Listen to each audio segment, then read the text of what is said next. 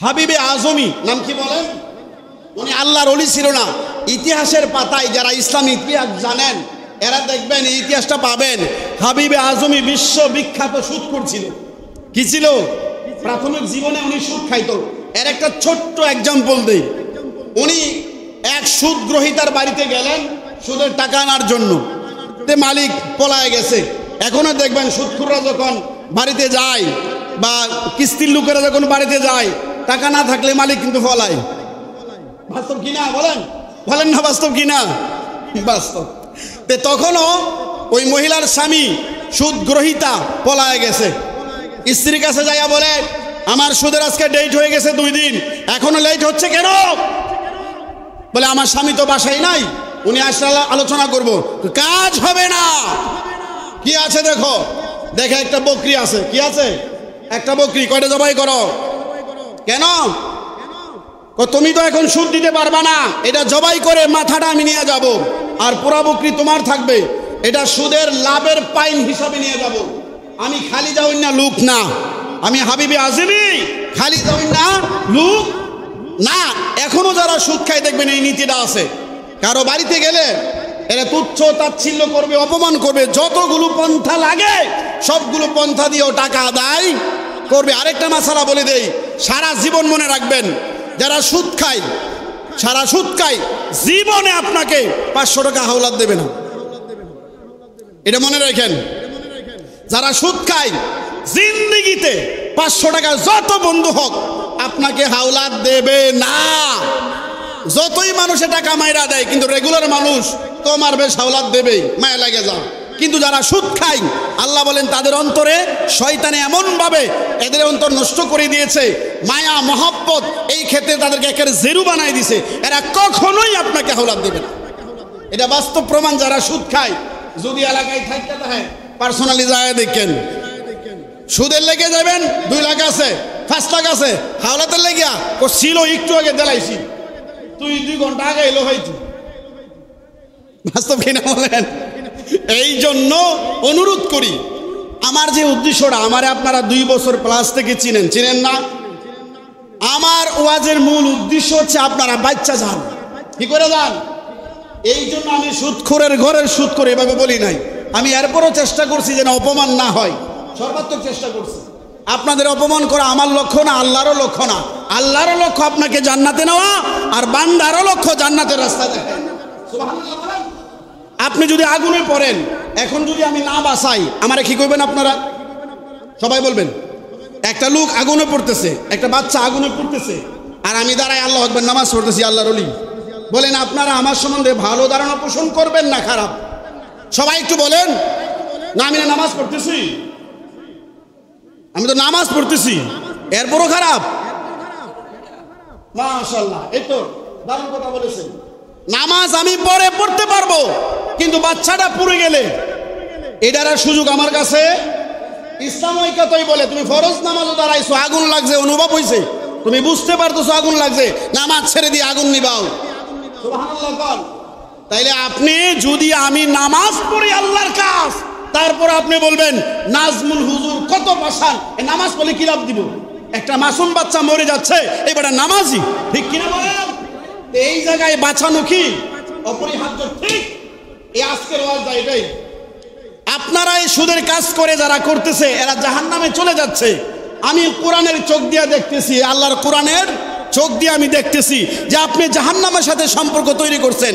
আমি আপনার অভিভাবক, আমাকে কি বলা হয়? মাওলানা। কি বলা হয়? মাওলানা। হুজুর শব্দের তো সম্মানিত বা হাজির, উপস্থিত, কিন্তু মাওলানা শব্দের তো অভিভাবক। আমি আপনাদের অভিভাবক। এখন আমি যদি আপনাদের এখান থেকে বেতন নেই, রীতিমতো খাবার পাই, সম্মান পাই, মিলাদে হাদিয়া পাই, সব জায়গায় আমার সম্মান ঠিকই আছে, কিন্তু আপনি জাহান্নামের কিনারায় বাস করতেছেন, আর আমি চাকরির ডরে, চাকরি না জানি জায়গা, আপনাকে আগুন থেকে বাঁচানোর চেষ্টা করতেছি না। আমি কি মানবিক না অমানবিক? এই আমার দায়িত্বটা পালন করতেছি।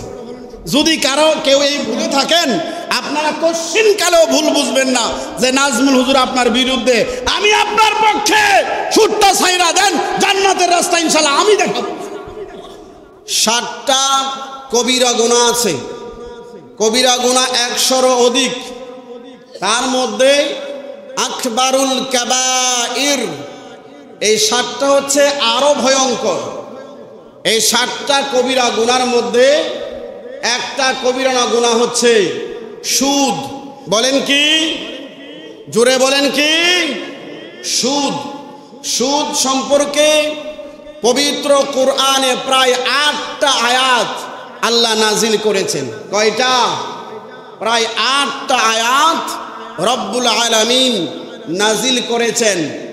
এক বিষয় যদি 8 বার কথা বলা হয়, এটার গুরুত্ব কম না বেশি? একটু আওয়াজ তুলে বলবেন, কম না বেশি? শুধু তাই না, এমনভাবে এটা আলোচনা করেছেন যে সুদ অবস্থায়, আমি আপনাদের আয়াত দিয়ে বলবো ইনশাআল্লাহ, সরাসরি কোরআনের আমি সবগুলো আয়াত আজকে নোট করছি। সকাল থেকে গোসলের আগ পর্যন্ত পুরাটা সময় নোট করেছি, কারণ আমি চাই না এমন কথা বলি যেই কথা আপনারা ভুলভাবে ইনফরমেশন পাইয়া ভুল রাস্তায় চলে যান। এই জন্য একটু পরিশ্রম করি, নিজেরও ইমানটা মজবুত হয় যদি বিষয়টা স্পষ্ট ভালোভাবে জানা থাকে। ঠিক কিনা বলেন? কোরআনুল কারিমে 3টা স্টেপে সুদের আয়াতগুলো নাজিল হয়েছে।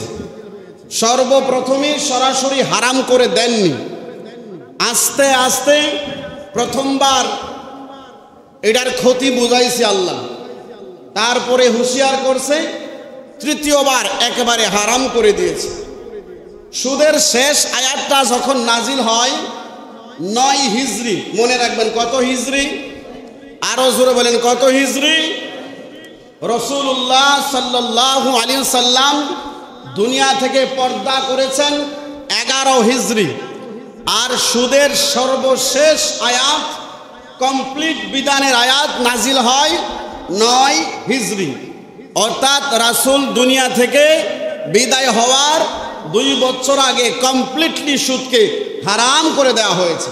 সুবহানাল্লাহ বলেন। এই জন্য আমি স্টেপ বাই স্টেপ একটু মন দিয়া শুনবেন। বড় ব্যাখ্যা করতে পারবো না, কারণ আয়াত আছে 7-8টা, বড় ব্যাখ্যা তো সম্ভব না। সংক্ষিপ্তভাবে আমি বলতেছি, ইনশাআল্লাহ বুঝার মতো করে বলতেছি যেন আমরা বুঝতে পারি। জোরে বলি আল্লাহু আকবার। সর্বপ্রথম যেই আয়াতটা নাজিল হয় তখন হিজরি সন চালু হয় নাই। হিজরত হচ্ছে নবীজি যখন মক্কা থেকে মদিনায় হিজরত করেছে ওই দিন থেকে আরবি গণনা শুরু হয়েছে। এর পূর্বে আরবরা এই ইংরেজি সালই গণনা করতেন। 615 সালে, ইংরেজি সালে, এখন 2025, 615 ইংরেজিতে সর্বপ্রথম সুদ সম্পর্কিত প্রথম আয়াতটা নাজিল হয়। সূরার নাম রুম, 30 নম্বর সূরা, আয়াত নাম্বার 39। নাজিলের সময় 615 ইংরেজি সাল। ইনশাআল্লাহ বুঝে আসবে তো? এই আলোচনাগুলো পাঠ করতেছি এই জন্য আপনারা যেন এখান থেকে একটা মেসেজ নিয়ে যেতে পারেন। ভালোভাবে করতেছি না, বোঝার মতো করার চেষ্টা করতেছি। বলি আল্লাহু আকবার। আল্লাহ রাব্বুল আলামিন পবিত্র কোরআনুল কারীমের মধ্যে বলে দিয়েছেন, বিসমিল্লাহির রহমানির রহিম, ওমা আতাইতুম মির রিবাল ইয়ারবু ফি আমওয়ালিন নাসি ফালা ইয়ারবু ইনদাল্লাহি ওমা আতাইতুম মিন যাকাতিন তুরিদুনা ওয়াজহাল্লাহি ফাউলাইকা হুমুল মুদঈফুন।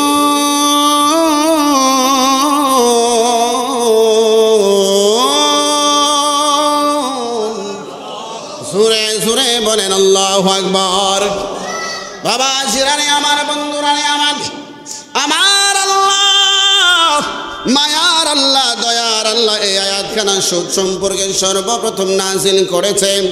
এই আয়াতে সরাসরি সুদ হারাম করা হয় নাই, ক্ষতিটা আলোচনা করা হয়েছে।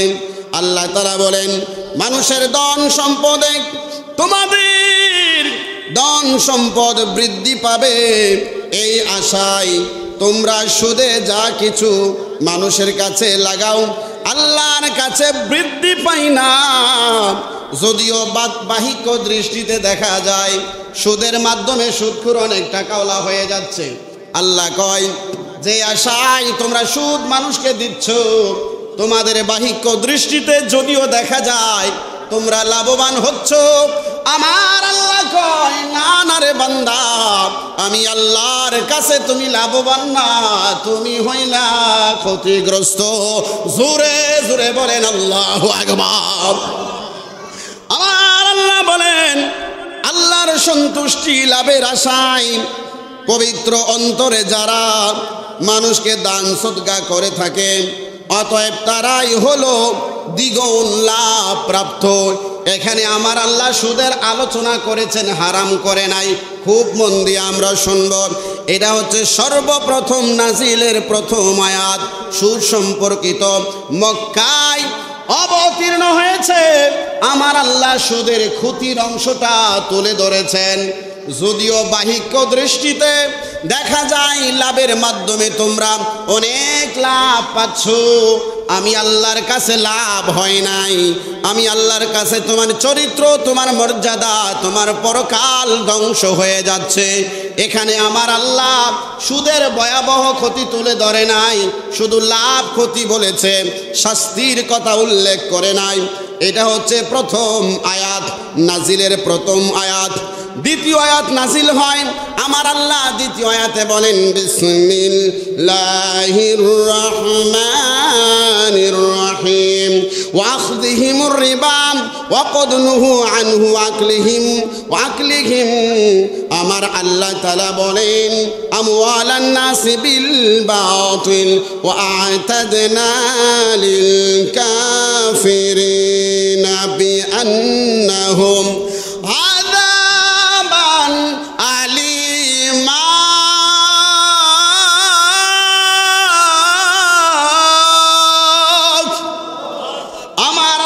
সুদের দুই নাম্বার স্টেপ বর্ণনা করতেছেন।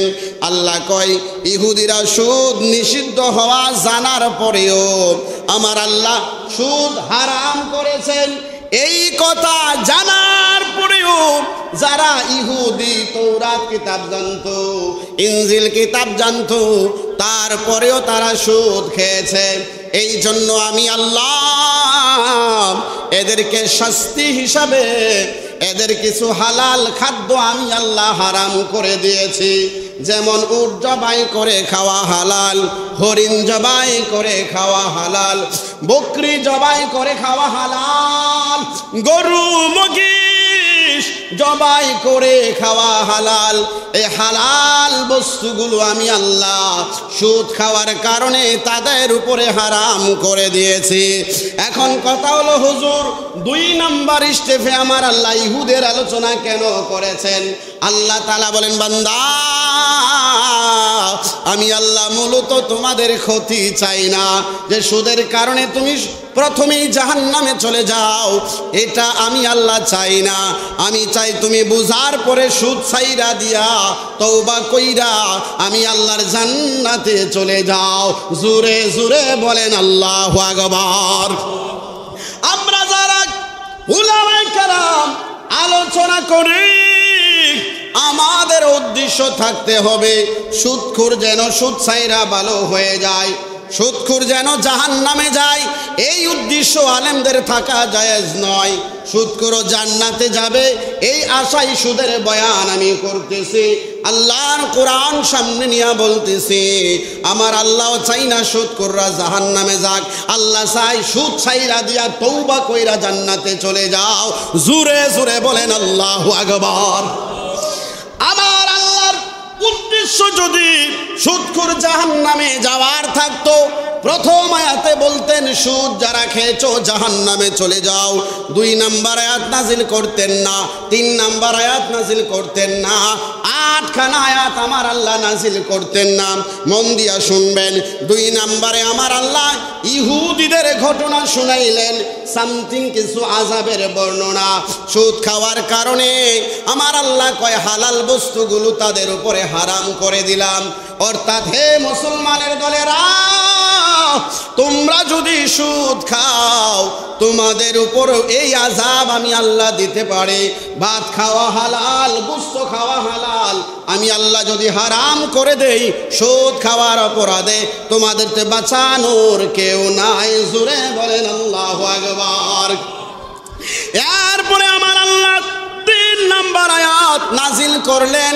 একবার সুদের ক্ষতি বুঝাইলেন, 2 নম্বরে সাধারণ আযাবের কথা বুঝাইলেন, ইহুদিদের জীবনী থেকে ঘটনাটাই নাম। 3 নম্বরে আমার আল্লাহ 4 হিজরিতে যে আয়াতখানা নাজিল হয়, 3 নম্বর সূরা আল ইমরানের 130 নম্বর আয়াত। আমি আয়াত সহ বলে দিচ্ছি যেন মানুষ এটা খুঁজে বের করতে পারে। আমার আল্লাহ বলেন, ইয়া আইয়ুহাল্লাযীনা আমানু লা তাকুলুর রিবা আদআফাম মুদাআফা ওয়াত্তাকুল্লাহা লাআল্লাকুম তুফলিহুন। আমার আল্লাহ 3 নম্বর সুদের আয়াত নাজিল কইরা বললেন, আমার আল্লাহ বলেন, হে ঈমানদারগণ, এইবার আমার আল্লাহ ঈমানদারদেরকে ডাক দিয়ে বলেছেন, মানে আমরা যারা এখানে বিশ্বাস নিয়ে নামাজ পড়ার জন্য এসেছি, এই ঈমানদারদেরকে আমার আল্লাহ ডাক দিয়ে বলেন, হে ঈমানদারেরা, তোমরা দ্বিগুণের উপর দ্বিগুণ সুদে টাকা পয়সা লেন দিও না। লাভের উপরে লাভ খাওয়ার জন্য মানুষকে টাকা লগ্নি করিও না, সুদে টাকা দিও না। এখানে আমার আল্লাহ আরেকটা কথা বললেন, এবং তোমরা আল্লাহকে ভয় করো। ওয়াত্তাকুল্লাহ, আল্লাহ কয় তোমরা আল্লাহকে ভয় করো, লাআল্লাকুম, যেন তোমরা তুফলিহুন। জোরে জোরে বলেন আল্লাহু আকবার। 3 নম্বর আয়াতে আমার আল্লাহ এখনো সুদকে সরাসরি হারাম করে নাই। আল্লাহ বলেন, তোমরা চক্রবৃদ্ধি হারে যেই টাকা পয়সা মানুষকে দাও এটা দিও না। তোমরা এই সম্পর্কে আমি আল্লাহরে ভয় করো। আমি আল্লাহরে ভয় করার তো সুদ ছেড়ে দাও। 1 বার 2 বার 3 বার আমি আল্লাহ তোমাদেরকে বুঝাইলাম, সুদ ছেড়ে দাও, সুদ ছেড়ে দাও, লাআল্লাকুম তুফলিহুন। লাভের আশায় সুদে টাকা লাগাও। আমি আল্লাহ বলছি তোমরা সুদ ছেড়ে দাও, ব্যবসা করো, আমি আল্লাহ তোমাদের বহু গুণে লাভবান বানায়া দেব। চিৎকার দিয়া বলেন আল্লাহু আকবার। খুব মন দিয়ে একটু অ্যানালাইসিস করি। 1 নম্বর আয়াত নাজিল করলেন, আমার আল্লাহ বললেন সুদের মধ্যে ক্ষতি আছে, তোমরা এই ক্ষতিকরটা খায়ও না। 2 নম্বর আয়াত নাজিল করলেন, ইহুদিদের উদাহরণটাই না, তোমরা যদি সুদ খাও এমনও হতে পারে আমি তোমাদের হালাল বস্তুগুলো, যেগুলো তোমাদের নিত্যদিন প্রয়োজন, বলেন ভাত, মাছ, গোস্ত, পানি, এগুলো কি আমাদের সবসময় দরকার না? এই হালাল বস্তুগুলো আমি ইহুদিদের হারাম করে দিয়েছি সুদের জন্য, তোমাদেরকেও হারাম করে দিতে। দ্বিতীয় ওয়ার্নিং আল্লাহ বলেন, তোমরা লাভের আশায় দ্বিগুণ থেকে দ্বিগুণ লাভের আশায় সুদ লাগায়ও না, আমি আল্লাহরে ভয় করো। এটা হলো শেষ ওয়ার্নিং। আল্লাহ বলেন লাভের আশায় লাগায়ও না, আমি আল্লাহরে ভয় করো। কেন ভয় করবা? লাআল্লাকুম তুফলিহুন, যদি তোমরা সুদ ছেড়ে দিয়া আমি আল্লাহরে ভয় করো যে যা করছি ভুল করছি আর করব না, লাআল্লাকুম তুফলিহুন, তোমার জন্য আমি আল্লাহ বিজয় নিশ্চিত রেখেছি। সুবহানাল্লাহ। কয়টা হইল? জোরে বলেন। এখানে আমাদের মূল শিক্ষাটা, দুনিয়াতেও 1 বার 2 বার 3 বার, এরপরে করলে আপনারা কি বলেন? কিরে তোরে আর কতবার কমু? তোরে 3 বার কইছি, এখন তোরে জেলে ভরাম, এখন তোর শাস্তি, এখন আর ছাড় নাই। সর্বশেষ আয়াত আল্লাহ একেবারে শেষ হুকুম, অনেকগুলো আয়াত একসাথে নাজিল করেছেন। একেবারে শেষ হুকুমটা আল্লাহ অনেকগুলো আয়াত একসাথে নাজিল করেছেন। 8ম হিজরিতে কিছু আয়াত আর 9ম হিজরিতে একেবারে শেষ করে দিয়েছেন একেবারে সুদের ফাইনাল আলোচনা। আল্লাহ তাআলা বলেন, এইবার হচ্ছে সূরা আল বাকারার 275 নম্বর আয়াত। আমার আল্লাহ বলেন, আল্লাযীনা ইয়াকুলুনার রিবা লা ইয়াকুমুনা ইল্লা কামা ইয়াকুমুল্লাযী ইয়াতাখাব্বাতুহু শাইতানু মিনাল মাসি যালিকা বিআন্নাহুম ক্বালু ইন্নামাল বাই'উ মিসলুর রিবা ওয়া আহাল্লাল্লাহুল বাই'a ওয়া হাররামার রিবা ফামান জাআহু মাউ'িযাতুম মির রাব্বিহিম ফান্তাহা মা সালাফ ফালাহু মা সালাফ ওয়া আমরুহু إلى الله ومن عاد فأولئك أصحاب النار هم فيها خالدون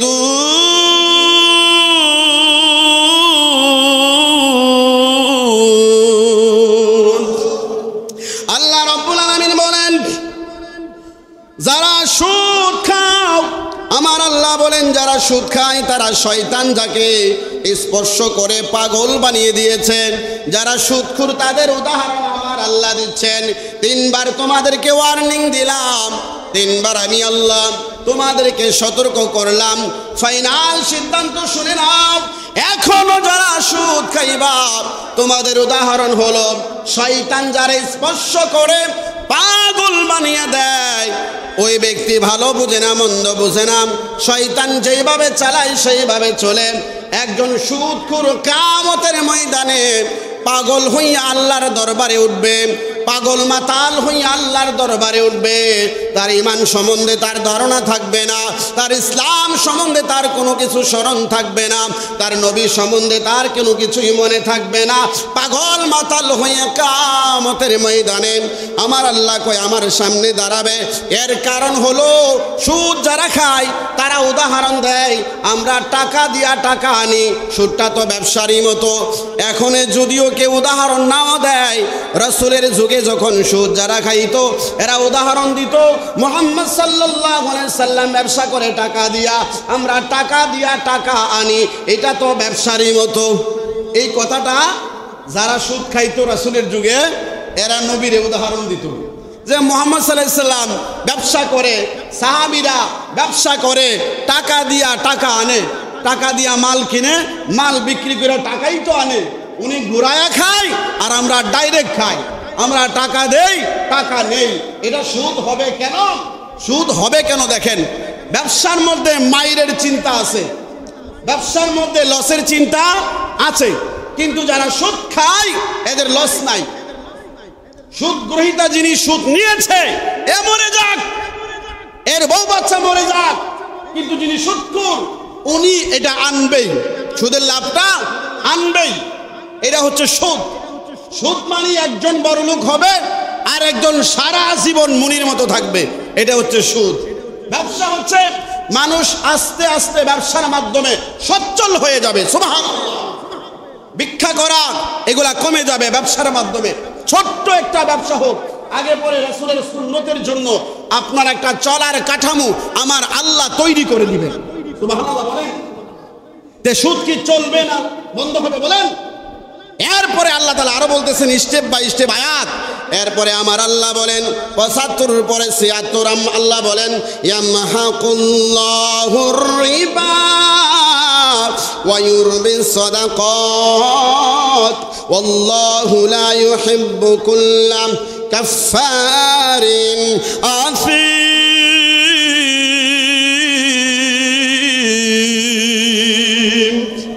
আল্লাহ তাআলা বলেন আল্লাহ তাআলা সুদকে ক্ষয় করেছেন। আমার আল্লাহ কয় সুদকে আমি ধ্বংস করেছি।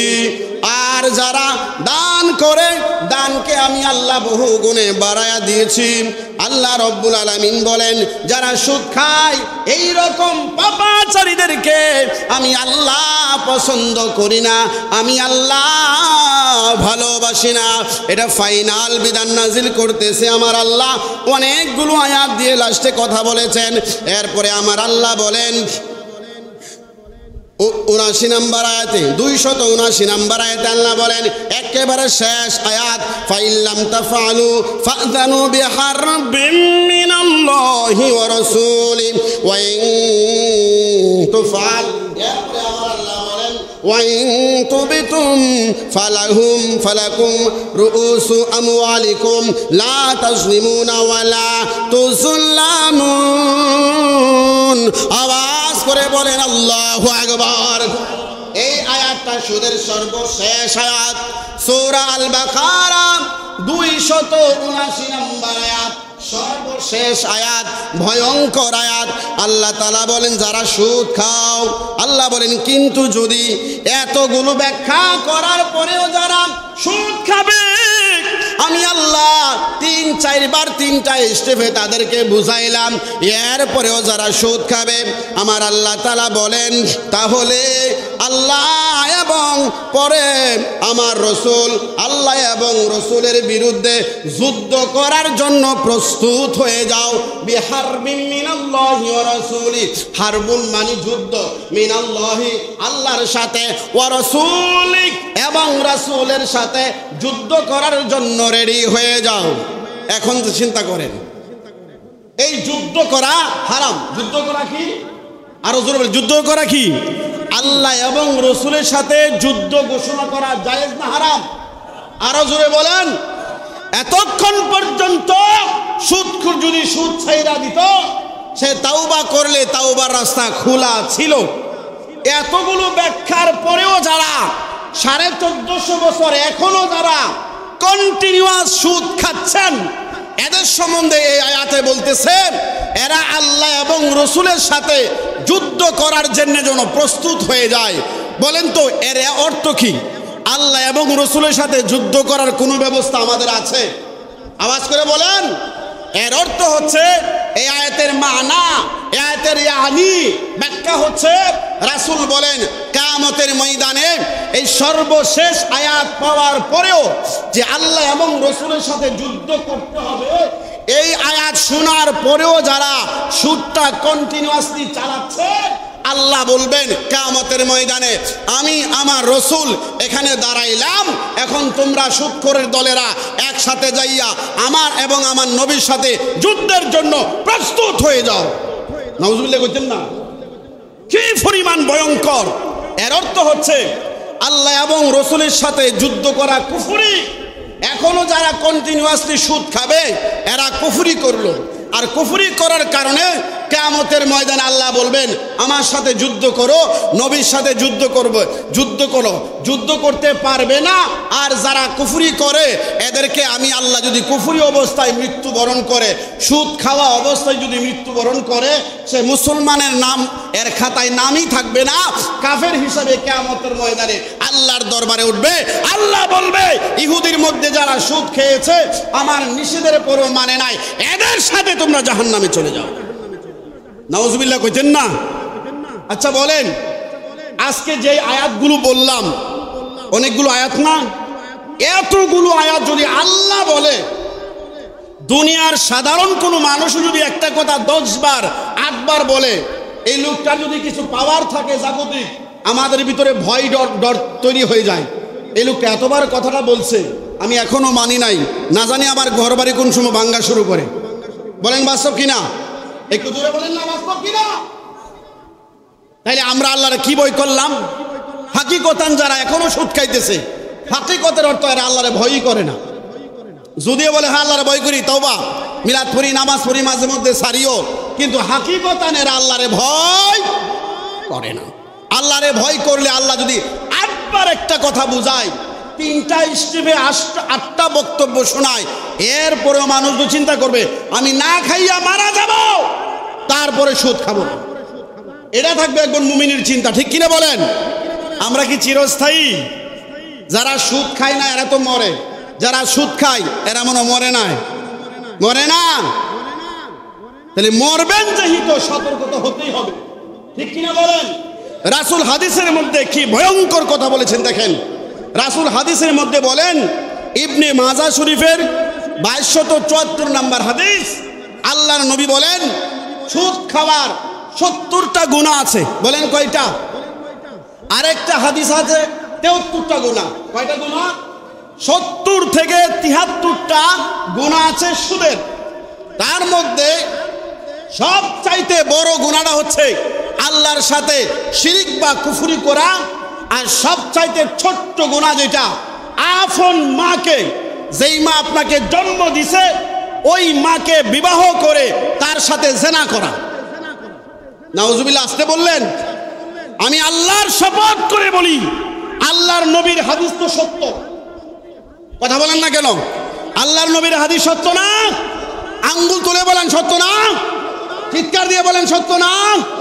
তাহলে শুনে নেন, কিয়ামতের ময়দানে যারা সুদ খাচ্ছেন এদের আমলনামায় দেখবেন যে হাজার হাজার বার তার মায়ের সাথে সে জিনা করছে, এটা তার আমলনামায় লেখা হয়ে গেছে। আল্লাহ বলবেন, এই বান্দা তুমি তোমার মায়ের সাথে জিনা করেছো, যেই মা তোমারে জন্ম দিয়েছে। বান্দা বলবে, আল্লাহ কখনো না, এটা সত্য কথা নয়, আমি আমার মায়ের সাথে জিনা করি নাই, কখনো করি নাই, এটা কল্পনা করি নাই। আল্লাহ বলবেন, আমি যা বলছি তাই সত্য, তুমি করেছো, দেখো তোমার আমলনামায় লেখা। এরপরও বান্দা বলবে, আমি বিশ্বাস করি না, প্রমাণ চাই। আল্লাহ বলেন, প্রমাণ চাও, প্রমাণ চাও, তুমি কি সুদ খাও নাই? তখন বান্দা মাথাটা নিচু করে দিল, ও আল্লাহ, সুদ তো খাইছিলাম। সুদ খাইলে নিজের মাকে বিবাহ করে, বিবাহ তো হারাম, মাকে বিবাহ করাই জায়েজ, হারাম। এই জন্য নবী বলেন, বিবাহ করার পর মায়ের সাথে স্বল্প সময় জিনা করাটা হচ্ছে ছোট্ট গুনাহ। কি গুনাহ? সুদের ছোট গুনাহ, এটা বড় গুনাহ না, ছোট্ট গুনাহ। প্রিয় নবী বলেন, মেরাজে আমি যখন গেলাম, মেরাজে যাওয়ার হাদিসটা আপনারাও জানেন, কিন্তু আসল কথা হচ্ছে আমরা পাক্কা ইমানদার হতে পারি না। ইমান শব্দের বাংলা হচ্ছে বিশ্বাস।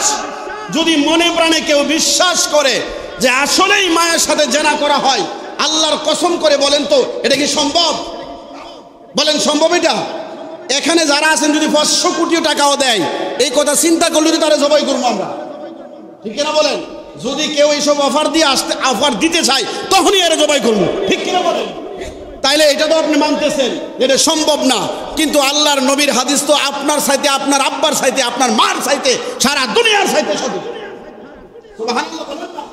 আল্লাহর নবী তো আয়াতের ব্যাখ্যায় হাদিস বলে দিয়ে গেলেন, মায়ের সাথে জিনা করা ছোট্ট গুনাহ সুদের। এরপরে নবী বলেন, আমি মেরাজে চলে গেলাম, যাওয়ার সময় দেখলাম খুব সুন্দর সুন্দর সুঠাম দেহের লোক, সম্মানিত, দুনিয়ায় সম্মানিত ছিল, এরা দুনিয়ায় যথেষ্ট ইজ্জতওয়ালা ছিল। এরা একটা কুয়ার মধ্যে, ফুটন্ত কুয়া, পুঁজ রক্ত টকবক টকবক করতেছে, এই কুয়ার মধ্যে তারা হাবুডুবু খাচ্ছে, একবার নিচে যাইতেছে, আবার উত্তোলন উপরের দিকে আসতেছে, আর পারের দিকে তারা আসতে চায়। এমন টাইমে কিনারার মধ্যে বিশাল দেহের কিছু মানুষরূপী ফেরেশতা দাঁড় হয়ে আছে। ওই ফেরেশতাগুলো বিশাল ওজনের, এক একটা পাথর আগুনের পাথর। ওই যে ব্যক্তি পুজের মধ্যে হাবুডুবু খাচ্ছে, পুজ খাচ্ছে, পুড়ে যাচ্ছে, গলে যাচ্ছে, ওই ব্যক্তি পারের দিকে আসতে চায়। ওই বিশাল দেহের মানুষরূপী ফেরেশতা এই বিশাল ওজনের পাথর তার মাথা বরাবর, মুখ বরাবর এভাবে ঢিল মারে, আবার লোকটা শত শত মাইল নিচে চলে যায়, আবার শত শত বছর পরে উত্তোলন হয়, আবারও এইভাবে মারতেই থাকে। ইয়া রাসূলুল্লাহ, নবী বললেন, ইয়া আখি জিবরাইল, ভাই এরা কারা গো, এরা কারা, এত কষ্ট করতেছে? জিবরাইল বলেন, নবী গো, ইয়া রাসূলুল্লাহ, আপনার একদল উম্মত, আপনার উম্মতের খাতায় এদের নাম আল্লাহ লিখেছেন, কিন্তু তারা এমন খারাপ কাজ করেছে, গরিবদের বিপদে পড়লে হাওলাত তো দেয় নাই, এমনই তারা গরিব, এদেরকে সুদের উপরে টাকা দিয়েছে, ওই সুদের জন্য আল্লাহ তাআলা এই শাস্তি তাদেরকে দিচ্ছে। নাউজুবিল্লাহ বলেন, তুরে বলেন নাউজুবিল্লাহ। এখনো বলেন, সময় এখনো চলে যায় নাই। আজকের কথা শোনার পরও যদি রাত্রে তওবা করে ফেলেন, আল্লাহ মাফ করেও দিতে।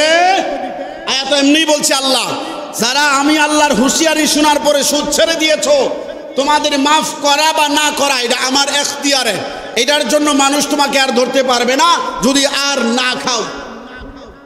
কিন্তু আল্লাহ মাফ করে দিব এটাও বলে নাই, মাফ করব না এটাও বলে নাই। তবে আল্লাহ সম্বন্ধে আমরা পজিটিভ ধারণা রাখতে হবে। কি ধারণা বলেন? ভালো ধারণা।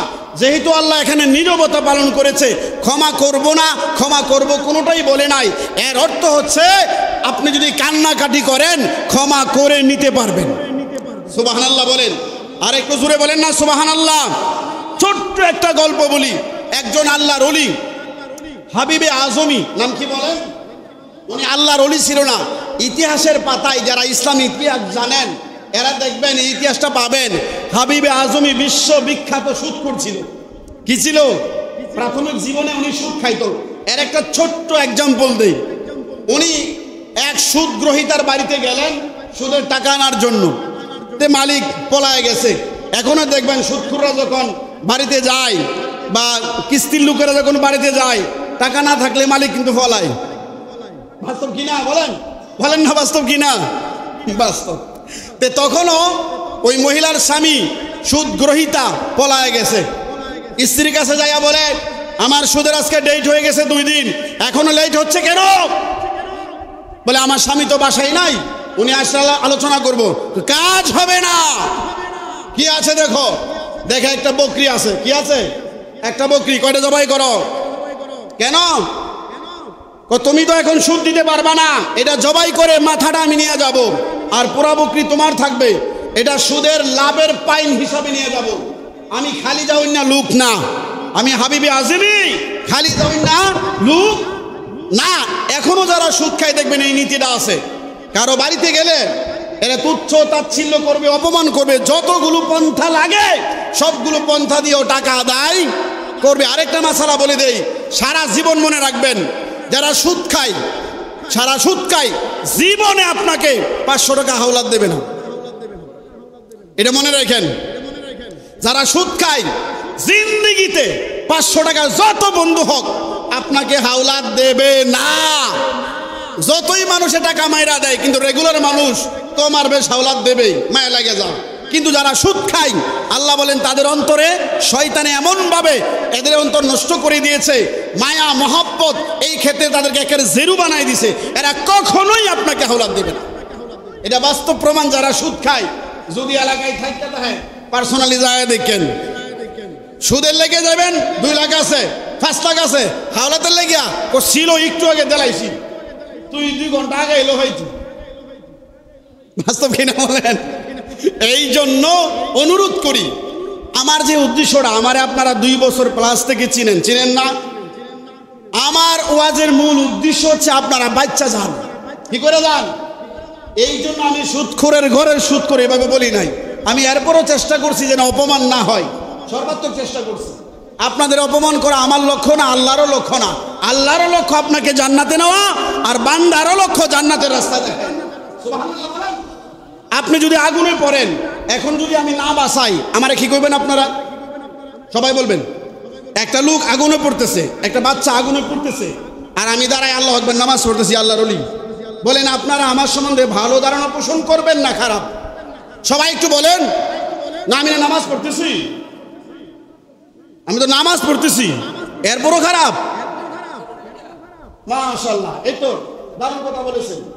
নামাজ আমি পরে পড়তে পারবো, কিন্তু বাচ্চাটা পুড়ে গেলে এটার আর সুযোগ আমার কাছে?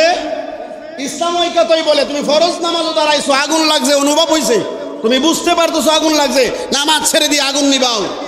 সুবহানাল্লাহ বল। তাইলে আপনি যদি আমি নামাজ পড়ি আল্লাহর কাজ, তারপর আপনি বলবেন নাজমুল হুজুর কত পাশান, নামাজ পড়লে কি লাভ দিব? একটা মাসুম বাচ্চা মরে যাচ্ছে, এবারে নামাজি, ঠিক কিনা বলেন? এই জায়গায় বাঁচানো কি অপরিহার্য? ঠিক। এই আজকের ওয়াজটা এটাই। আপনারা এই সুদের কাজ করে যারা করতেছে এরা জাহান্নামে চলে যাচ্ছে। আমি কোরআনের চোখ দিয়ে দেখতেছি, আল্লাহর কোরআনের চোখ দিয়ে আমি দেখতেছি যে আপনি জাহান্নামের সাথে সম্পর্ক তৈরি করছেন। আমি আপনার অভিভাবক, আমাকে কি বলা হয়? মাওলানা। কি বলা হয়? মাওলানা। হুজুর শব্দের তো সম্মানিত বা হাজির, উপস্থিত, কিন্তু মাওলানা শব্দের তো অভিভাবক। আমি আপনাদের অভিভাবক। এখন আমি যদি আপনাদের এখান থেকে বেতন নেই, রীতিমতো খাবার পাই, সম্মান পাই, মিলাদে হাদিয়া পাই, সব জায়গায় আমার সম্মান ঠিকই আছে, কিন্তু আপনি জাহান্নামের কিনারায় বাস করতেছেন, আর আমি চাকরির ডরে, চাকরি না জানি জায়গা, আপনাকে আগুন থেকে বাঁচানোর চেষ্টা করতেছি না।